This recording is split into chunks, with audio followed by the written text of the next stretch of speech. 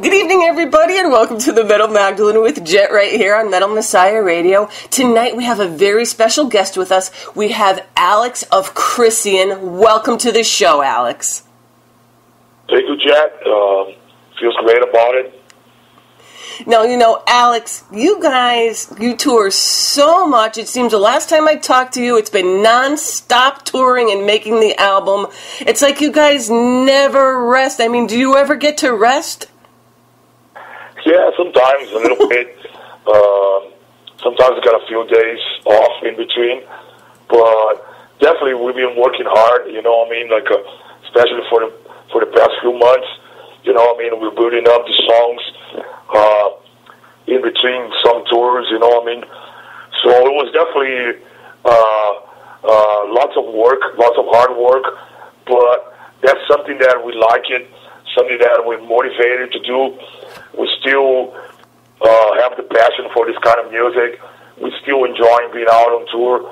So even though, it's pretty demanding, we like what we do. We're still motivated to what we do, so no big deal, as long as we're healthy and motivated to do it, we're going to keep doing it. And since you're always out there, do you guys run into any problems out there? It can't just run perfectly smooth, or does it?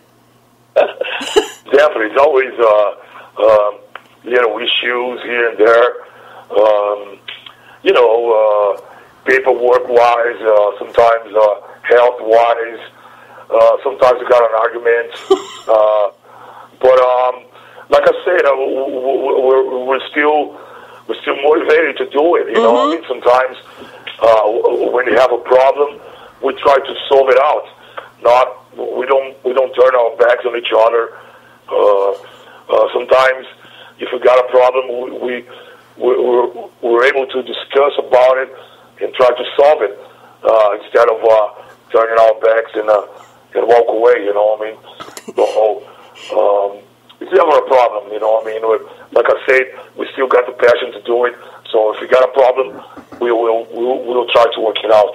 You guys seem pretty diplomatic. Have you ever been on the bus and just said, "Stop the bus," and just get off the bus and beat the shit out of each other and go back on? Not each other, but we had problems with some other bands. Sometimes younger bands they got on a tour bus. They don't know the plan. Sometimes they had to learn the hard way. But never a big deal. But definitely sometimes younger bands they might cause problems, especially on a tour bus. It's a matter of being experienced and respect each other's spaces. And sometimes people don't get it, and sometimes shit happens. Now, this time around, did you get to play a lot of new places? Yeah. Not really new. Last year we played Japan. Wow. We played Australia. It's been a while, I don't know, maybe 6 or 7 years. Woo. Since the last time we were there. Then it happened again. Then we went to Dubai for the first time. Wow. It was a great experience. Yeah, so that was pretty much why the new record got delayed a little bit, because we still had the offer to go out on tour. So it took us some time. But definitely, I think the previous album was pretty demanding as far as touring. So yeah, we played these places after a long time. It was pretty good.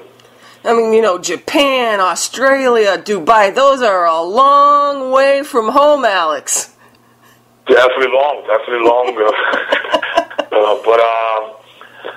we got to do what you got to do, like I said, sometimes it's very demanding, sometimes it takes a lot of hard work, but as long as we're motivated to do it, we tough it out. We get it done. And not only that, but you're lucky enough that you are able to go to those countries and bring, the fans of this music the live experience, you know, so, because I'm sure it's a really treat, especially for the people over in Japan and stuff like that, to get these bands like you guys over there, so. Yeah, it was always a great experience, you know, I mean, traveling this far, you know, I mean, and bringing our stuff and finding out newer audience, newer friends, you know what I mean? And this whole thing is a big part of the whole process, you know what I mean? Traveling far and doing our thing and having a great response. It's everything we could expected, you know what I mean? And like I said, we love what we do, and anytime we got the opportunity to travel this far and having a good time, having the opportunity to do what we do, it's definitely a great experience for us. You know, I mean, traveling this far and meeting up, making new friends. It's definitely a big deal for us. So you said it took you like what, 7 months or so, and give or take, you know, to get these songs written and stuff, and then you hit the studio, but this time around you chose to go with Eric Rutan at Mana Studios. Now, why did you choose Eric, and were you happy with the finished results of the album? Yeah, we're happy. We're very happy. Eric was one of the options, and after doing like 3 albums with the same producer, like in a row, you know what I mean? We felt there was time for a change, you know what I mean? We love everything we've done with Andy in Germany, but it was definitely time for a change, you know what I mean? This time around, we were looking for a different sound, you know, maybe a more natural sound with more ambience, more low end. And Eric was one of the options, but he showed himself like really up to do it, you know what I mean? We've been friends with Eric since a long time, and we consider him like a, I don't know, death metal icon, you know what I mean? He is. The guy, you know what I mean? His name, you know what I mean? It speaks for itself, you know what I mean? It's Eric Rutan, and we started a conversation, and everything like fell through, you know what I mean? Like he made it happen, you know what I mean? Like I said, he was up to do it. He was very interested on doing it, you know what I mean? He made things easier, you know what I mean? He even like moved a band off of that time frame just for us to come over and do the album, you know what I mean? So he's like I said, he's a great friend. He's a great producer, a great musician, and we love the result, and we thought it was the right choice. And you know, when I was looking at all the pictures, because I do stalk you guys regularly, you know, you all looked very comfortable recording there too, you know? Yeah, definitely. Like we were talking about the writing process, you know what I mean? We rehearsed a lot before entering the studio, so we were like well prepared to deliver. And Eric, you know, I mean, as a producer, he can be very demanding, you know, I mean, without being an asshole, you know. Right. He couldn't take the best performances off us without being like a dictator or anything. He's at the same time he's a good friend. He's professional. He's very professional as well. So we had a good time, but it also took a lot of work, a lot of hard work. But like I said, we were prepared. We were ready to deliver. So I think it was a good combination, you know. I mean, it worked out pretty well. And how long did it take you guys to actually record in the studio? Well, for tracking and recording, it took us like 4 weeks, and then another 2 weeks for him to mix and master. So I would say 6 weeks for the whole thing. Well, it's kind of nice to have it all done in one place too. Definitely, we kept it tight, you know. I mean, and we get it done like in 6 weeks. Sometimes when you got like some bands, they you know, I mean, they do it, they take it like months, you know. I mean, and I'm not sure about that. You may lose the point, but yeah, it's how it worked for us, and hopefully the people will take the album. No. The name of the album is Forged in Fury. Were you guys in a fury when you forged the album? Well, I guess, I don't know. I mean, maybe the title speaks for itself, you know. I mean, we're a death metal band from South America, you know. I mean, we've been through a lot of stuff. We've seen things. We testified things, you know. I mean, and sometimes people tend to ignore like stuff from South America, you know. I mean, just because we are from South America, but we're here to prove they're wrong, you know. I mean, and we can do albums and we can go out on tour just any other band. I'm not talking about quality, you know. I mean, the audience will judge us, but I think the title speaks for itself, you know. I mean, we're not trying to bring any negative perspective, you know. I mean, like, oh, this is just about hate, or we're like a pissed off band. It's all it is, you know. I mean, we're like bringing up things that people tend to ignore, you know. I mean, there's also good bands in South America and in general, you know what I mean. So I think the Forged in Fury title it suits very well this whole thing, you know. And tell us a little bit about the artwork and the artist of the cover art. All right, we're talking about Joe Paterno. The guy's a legend, you know. I mean, and he done all those great covers back in the day. And just like Eric, you know, I mean, he approached us. He approached the record label. He knew we were working on a new album, and he showed himself interested in doing it. So we sent him a few lyrics, some of the words, and he came out with that.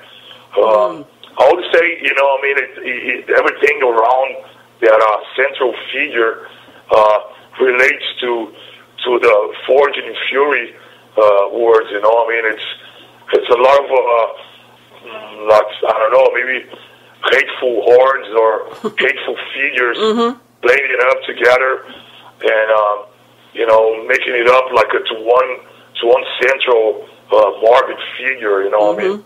I guess it's a lot of details, you know what I mean, but you know, we really love the artwork, you know what I mean? It's kind of different, you know what I mean? It has the more like an organic approach, you know what I mean? Not much of that digital stuff. Lots of details. I remember when I was, you know, I mean, when I was a kid, checking on album covers, you know, I mean, I'll spend hours, you know, checking on every detail, you know what I mean? So I guess this cover kind of relates to that, you know what I mean? The kids can check it out, and you know, I mean, there's a lot of things to find out on that cover, you know. It's true, because every time you look at it, you see something different. Like you were saying, like when you're kids, every time you pick it up, you're like, oh, I didn't see that figure there, or I didn't see this. And that album cover that you guys got has a lot going on there that you could miss, you know, so gives you something to do. Gives you something to do when you're listening to the album. Stare at the cover. Yeah. If you don't like the album, stare at the cover. There you go. Now, it's a 10-track album. Now, did you guys have any, I don't know, did you throw any bonus tracks in there, or did you have any guests or any weird stuff like that? Yeah, we got a few guests, and we got a couple of bonus tracks. Cool. We cover a Black Sabbath song, Electric Funeral. Oh, nice. Yeah, and one of the songs are meant to be also bonus tracks, so 2 bonus tracks. Mm-hmm. And as far as guests, we got Jed Simon. Mm-hmm. He's on Camargo these days. Mm-hmm. He played for Strapping and Glad. He's a great friend. He's one of our main friends. We love the guy. And he's doing a guest solo in one of the songs. I think the song called Strength, Forge and Fury. Mm-hmm. He does the second solo. And also Eric Rutan. He plays a solo on a song called Burning of the Heretic. And so, yeah, 2 guest solos. And his acoustic guitar track, which appears as last song. Mm-hmm. It's done by a local friend, by this Brazilian friend. It's called Luque Barros, and he's an acoustic guitar player. We're friends for a long time, and we felt it was a good track to finish up the album. You know, I mean, to bring the kind of atmosphere. You know, what I mean, we had three guests as far as guests, 3 guys. So, okay, well, that kind of answers my question, because I was going to ask you, because I just listened to the album again before you called, and like you said, the last song is an acoustic track, you know, it's about like a half a minute long, and I was going to ask you why you put it at the end of the album instead at the beginning of the album as an intro, because it almost works as an intro, too, because after that song played, it automatically skipped to the beginning of the album. And I was like, well, I had to go back and look again. I'm like, is that an intro or was that at the end? So you just put it at the end to kind of give it that finish? Yeah, you got it. Give it a little space for people to relax, you know, mm-hmm. because the whole thing's pretty much, you know, I mean, brutal and fast and chaotic, you know, I mean. So, I'm sorry. The last track is give people a little space to relax before they turn the CD player off. But the whole album is great, and I was trying so hard to find my favorite song. Now, did you say that Eric played in Burning of the Heretic? Yeah. Okay, because I was going to say that was one of my favorite songs because it had cool guitar work in it, so that's Eric. Right. Well, there's actually a lot of great guitar work on the whole album. Now, do you have a favorite song off the album, Alex? It's hard to tell at this point. I'm trying to avoid listening to like all the time, you know what I mean? Right. I don't know. Like I said, we put a lot of heart, a lot of work on each song, and you can never tell. Some of the songs they might turn out like a catcher or heavier. You know what I mean? I don't know. It's hard to say. At this point, I haven't really find out or listened to the whole thing. But let's say, I guess song number 6, Strength, Fortune, and Fury, one of my favorites. Yeah, that's a good one, too. Now, right smack dab in the middle of the album, I think it's track number 5, is Soulless Impaler. Now, I love the way that you guys put the songs in order, the order of the songs, because it is just crazy. And then you hit track number 5, and it's a little different sounding. It starts off a little slow, not for long. But, who does that? I mean, is that part of Eric that's like, we're going to put this song first and this song, or you all take part in that process? We all take part. We pretty much had the same point of view as far as setting up a balance between the songs. It's hard to say. We got the songs done, and then we try to make a balance. You know, I mean, not to put like the faster tracks all together, or or the mid-tempo tracks together. We try to separate them, you know what I mean, and make it more like a varied album, you know what I mean. As I guess you could notice, this album has a lot of variation, you know what I mean, like not just fast tracks or, you know, we love playing fast. We will never quit being a fast band, but I guess we can play like slower and heavier tracks as well, so I guess it makes a good balance. So yeah, I mean, we put the songs together and then we talk about it. We try to make it like a good balance in between like the fast tracks and the mid-tempo tracks, you know. Well, it came out really great, and, you know, the whole album is good, and, you know, I think the best place to, you know, for people to find out where you're going to be on tour and more information is either the Century Media sites or definitely your Facebook page, and I'm looking at your schedule, I see you got lots more stuff coming up still. Yeah. Every time I got a new album out, oh, man. It's like newer things, you know what I mean, newer tours, newer offers. And as for this year, we're coming over to Europe to play like a few festivals and some club shows. And then next October, if I'm not wrong, we're coming over to the U.S. For a tour in Origin. So looking forward. The guys are great. The band is fucking great. So it should be a great tour. Definitely looking forward.